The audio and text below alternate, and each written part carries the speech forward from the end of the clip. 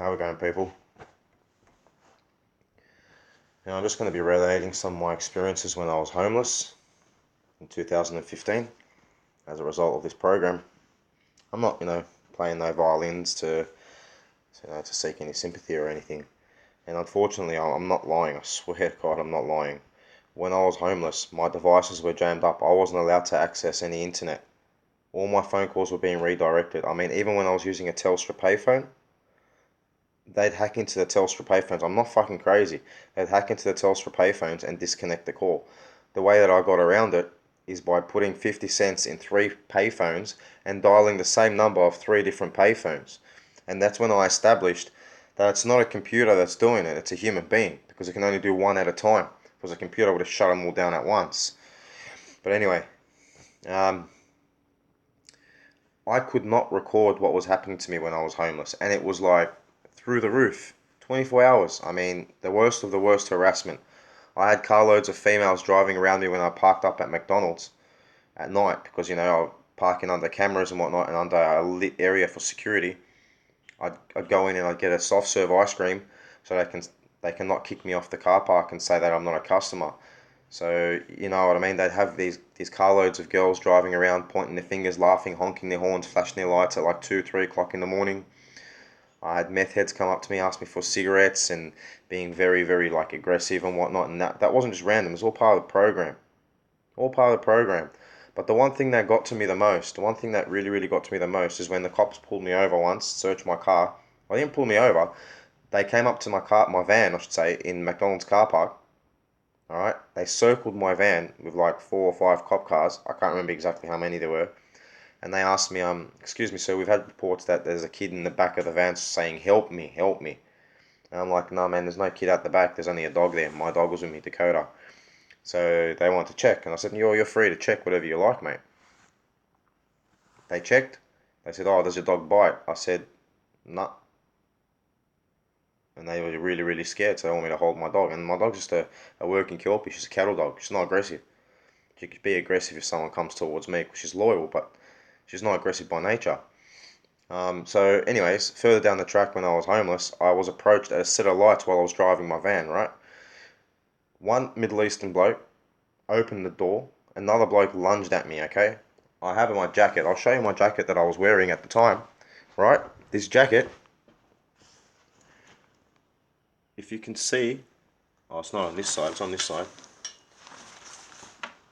If you can see these stab marks, I don't know if you can see them, but there you go. There's these stab marks all over here. The bloke really, like, he came at me and boom, boom, boom, boom, boom, boom, boom, like 4 times in the stomach. And I had stuff in my pocket because I was homeless. I had my wallet, I had a book, I had a Bible, I had all sorts of stuff in my pocket, and it just stopped it. I mean, I'm not making this shit up, all right? But as an automatic reaction, I put up my leg as defense, and they got me in my leg. And as that happened, I felt it pop.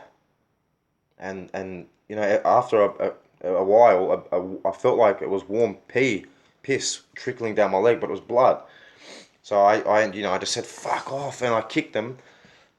My van had stalled at the time, so I started up. Fucking dumped the clutch and accelerator, like just dumped the clutch and thrashed the accelerator straight down to the ground, mate. Pedal to the metal, and I took off. The door closed by itself. Just kept driving, running red lights. Turned into a side street, another side street, another side street. Pulled over straight away. Ripped off my shirt, tourniqueted my leg, stop it from bleeding. Started driving to the hospital. But I was in such a state that I had to call the ambulance, right? 000. Called 000. I told them what happened. They said, pull over. I said, are you crazy? I'm not pulling over. These people are going to come and finish their job. I'm going to keep driving. It's not safe for me to pull over. And they said, can you keep driving with the stab wound? I said, I'm going to have to because I don't want to get another stab wound. So the operator on the line actually saw my position on the map from my cell phone, from my mobile phone. And she was directing me through traffic and which street to take. And I told her, look, I'm going to go straight through this red light. I can see that there's no cars. I'm going to take the chance and go straight through this red light. And she goes, yes, go do so. Anyways, cut a long story short, I ended up at Campsie Canterbury Hospital, okay? By the time I got there, there was unmarked detective cars already waiting there. I had jumped out of my van, limping, and they literally jumped on me and arrested me. They arrested me. They had me in handcuffs in the hospital room. Right? They stripped me down to like my undies, my underwear. They put me up against the wall and they're searching me. What were they searching? I wasn't wearing clothes. They couldn't see that there's nothing being concealed on my body. Why were they searching me? And I'm limping, trying to balance on one leg because I put pressure on the other leg and the blood starts squirting out. So I told the coppers, like, can you just let the nursing staff stitch up my leg? Then I'll answer any questions you want. No, they wouldn't let me. I kept dropping down because my leg, I couldn't support it, my weight on that leg, right? You know what the copper comes up to me and does? This uniform fucking dog constable that thinks he's something fucking special. He walks in with his fingers on his belt like some fucking Texan Ranger. Yeah? You know what he says to me? He goes, keep still, or else you're going to cop a hiding, mate. I told him, I can't keep still, mate. I can't balance on one leg. He goes, stop being cheeky. I'm not being cheeky, mate. I can't balance on one leg. There's blood pissing all over the fucking place. Can't you fucking stitch it up and then talk to me? Anyways, they put me in a hospital bed, right? Put me in a hospital bed. They got coppers to circle, stand around me like I'm under guard, like I'm arrested or something, right? Then they had security guards come stand next to me with the coppers, right? You know what one of the security guards said to me? He's from my cultural background. He's a Lebo like me. He's Lebanese like me. You know what he said to me? He goes, "Ma tahki shi, ma tahki shi," which means don't say nothing. What was that saying? Give me subtle hints from that syndicate. Anyways, after that, they released me in a hospital gown. Just a hospital gown and my underwear. They took my money. They took my money, cash. They took cash off me, all right, that I was living off. They froze my bank account. They took my van to forensics to fingerprint the fuck out of it. And they know they weren't going to do nothing there. They just want to take my van off me because that was my home. My clothes were in that van. I had nothing. They left me at a hospital in a hospital gown with nothing. Just a hospital gown, undies, and my dog. I had nowhere to go. I had nowhere to go, mate. Nowhere to go. Alright? And now, you know, why? Because I was showing anger after the way I was being treated. People look at me different and all people in my suburb treat me the way they treat me. Well, I'm fucking sick of it, mate. You know what I mean? I've been shoved in a car boot. I've been chased by Uncliffe boys with guns. Shia Uncliffe boys with guns. Now, why would people from Shia faith follow someone that's Masihi? Unless they've been told that I'm a sympathizer for Daesh or ISIS. Why? Why would they be coming after me? Why would my own Christian Lebanese community be coming after me? If they didn't think that I was Daesh or ISIS or a sympathizer. See, that's how I know that's what I was labelled with. It's not because I'm guilty and I'm trying to make amends and trying to make excuses and whatnot. No, I picked up on what they were targeting. I knew why they thought they were targeting me for. But I guess that was just a ploy to get these little street minions to hunt people down. I mean, I can't forget it. I had carloads of Lebanese people, man. Lebanese boys, tattoos all over their fucked up face, yeah? Telling me to come into the car. I walked over to the one of them with a little tack hammer. I said, what the fuck's the problem, mate? What the fuck do you want? Huh? What do you want? And he said to me, oh, brother, what nationality are you? I said, oh, I'm Australian, and what? He goes, I thought you're Lebo. I go, that fucking don't make a difference what I am, mate. Don't make a difference if I'm a fucking crocodile or an alien.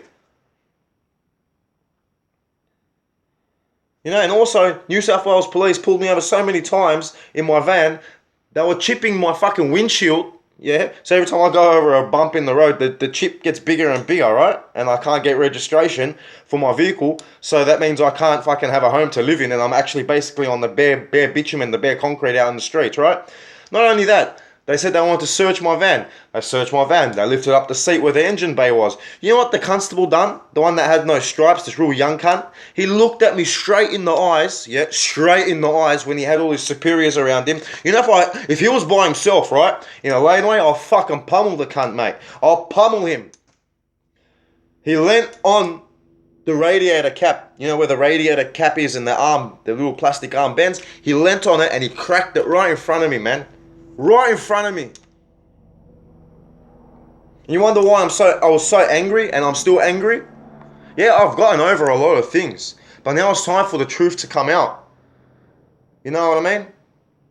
Anthony Neski from Melbourne, the one that posts really, really good videos. Yeah, I used to speak to him. Then, boom, he cut off from me. I was speaking to his friend Luke with him, and boom, I noticed a little slight innuendos. Oh, trying to put me down because I'm Lebanese. Go fuck yourself, mate. All right, go fuck yourself. The reason why you're targeted is because you're fucked in the fucking head. The reason why you're targeted is because you start going off at people that have nothing to do with what the fuck's going on with you. Pearl Gardner, you're fake as fuck. Yeah, you're fake as fuck. Awakened State of Mind is real. He's real. He's a brother. He's my brother, mate. He's been there supporting me. You know what I mean? Helping me out. Same as someone else I don't want to talk about. Same as other people. I just don't want to mention their names because, I don't want to, just mention their names. That's how it is. But that's just how it is, man. I was contacting TIs online. You know the shit that I got from all these people that say they're the TIs and they got large followings and people actually listen to them? They're fake. Anthony's not fake from Melbourne. He's real. But someone's approached him. Someone has approached him to rub it in my face. And yeah, Philo targeted individual, the bloke that I made the video with, he's fucking fake, mate. He came into my house and he stole a USB, that I had compiled some of the evidence for my targeting. And guess where he took it? To my handlers. To people that are running program on me. And he also kept telling me, oh, my dad said that, you shouldn't be hanging out with Lebanese people. They're not good. So here I am, isolated from my community, my ethnic community, isolated from my country's community, isolated from the TI community, right? How does that work? The fuck did I do to the people? I bet you if they were standing in front of me face to face, they wouldn't say the shit that they're saying because I'll break their fucking jaw. I will literally iron bar anyone right now. Okay, I will iron bar him across the fucking skull and I don't care anymore, mate. I seriously don't care. On Jesus Christ, I don't care. And if people think that Jesus was a pacifist, think again. Jesus walked into a synagogue and whipped the shit out of them corrupt fucking satanic dogs. With his belt. Took it off and whipped the fuck out of them. Jesus was no pacifist, mate. Jesus was a warrior.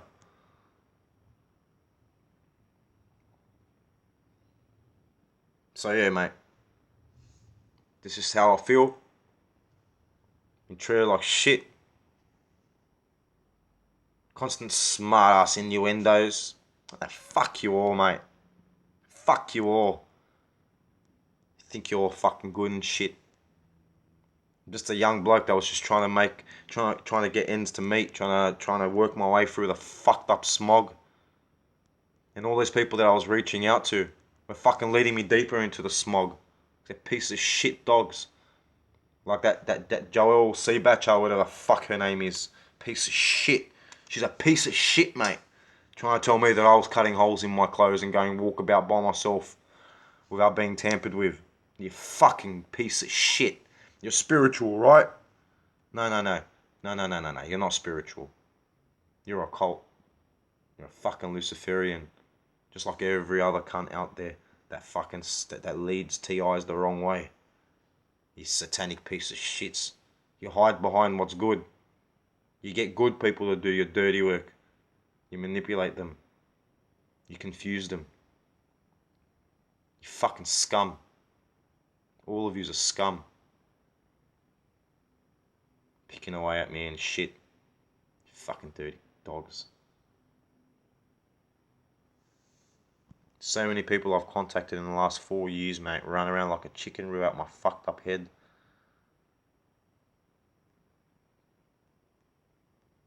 Yeah, so what? I was brought up in a Freemason family. I went the other direction. So the fuck what? Yeah, I got this tattoo on my hand. To me, it was just a compass because I was lost. I needed direction in life, and that's what I found interesting. That's why I liked it. Got a tattoo here saying, touched by an angel, kissed by the Lord. It doesn't say touched by a fallen angel and kissed by Satan, does it?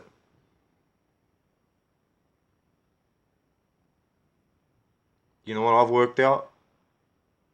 You're all trying to keep someone down that is completely awake and can see through all your bullshit. I'm just broken away from my fucking battalion. And we're waiting to regroup. Spiritually. We're gonna fucking be released like a fucking psychos out of a cage, mate. We've all been caged up. For no reason. For no reason. You know what? You judge me why? Because I've got tattoos. Or what? Because people have said some shits here about me.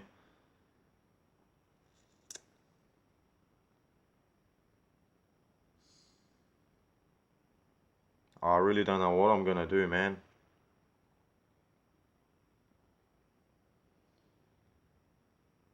But something hectic is coming from me, mate. Something hectic. I don't know what it is, but it's brewing. It's brewing inside me, and that chain and ball that I've got mounted to the wall that's holding me down, it's fraying. The links are starting to weaken. You can see them expanding. I can't hold on to it for much longer. I'm not going to sit here and wait around for justice to be served.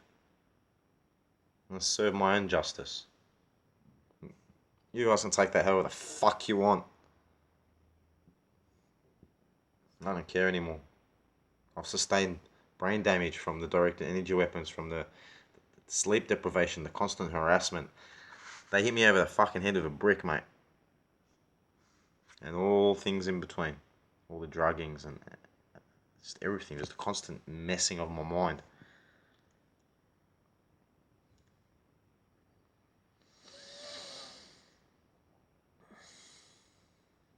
You know, and a lot of people think that I lied about being kicked off my channel. No, it's no lie. I can't access it from my other devices. I can't get into it from another device. I can only log in from my tablet. And that's because I just click the YouTube application and it takes me straight through. But if I was to sign in with the password that I had made, it won't accept it. I've also contacted YouTube and told them, look, I can still access my channel through my tablet, but I can't access it through other devices. Can you help me out? Couldn't help me out because I can't remember the number that I used. So, I don't know, just, watching my dog being sick. Usually my dog's next to me. She's been spending a lot of time alone, distancing herself. I mean, yeah, I did post a video on Facebook the other day, and it did look good. Didn't look good, I should say. Showing my dog panting and whatnot. But she just wants to find a quiet place, and I don't know. It don't look good. It don't look good. And I've had 4 years of every day stressing about my dog dying, crying, losing sleep, worrying about her more than I worry about myself. I'm drained. I'm dry. They've dried me. They've dried me out completely. You guys have no fucking clue what they've done to me when I was a kid either. You can't even imagine. I fought it every step of the way, and I was fighting it subconsciously. I was given a distorted view of the world. I was brought up different. Yeah, there were things that I was taught that are beneficial, but for the most part, I was kept in a bubble. I was kept to not know what the world's about and what people are about. All I had that was in front of me to learn from. Yeah, I'm not perfect. No way am I perfect. I fucked up. I made lots of mistakes like every other human being out there. And just like Jesus Christ said when they were stoning Mary Magdalene. Those of you that haven't sinned, I'll give you my stone to throw at her. They all dropped their stones. Why? Because nobody is fucking innocent. The only people that are innocent are the ones that come fresh out of the womb. The babies, they're innocent. They're the ones that you should be asking about life. They're the ones who should be asking about the kingdom of God and paradise. They remember. Another TI that I speak to told me this very fascinating thing that philosophy that they understand in Islam. And they say that a baby cries when it comes into this world because it's... There you go, see the distraction? A baby cries when it comes into this world because it's been torn away from the light, and it instantly feels the burdens and pain of life. It remembers where it's come from, the pure existence, and it's crying that it's been pulled away. Anyways, folks, I'm cutting this video short because I'm really confused. Seriously, I'm confused. I know a lot more now than I've ever known in my entire life. So what do I do with it? What do I do with it? I don't know. So it's all these things that I've learned, that I've already known. It's just a feeling that I've had internally. Something that I've known. It's just been confirmed to me by reading about it and learning it again. So what do I do with it? I don't know. I really don't know, eh? But anyways, ciao.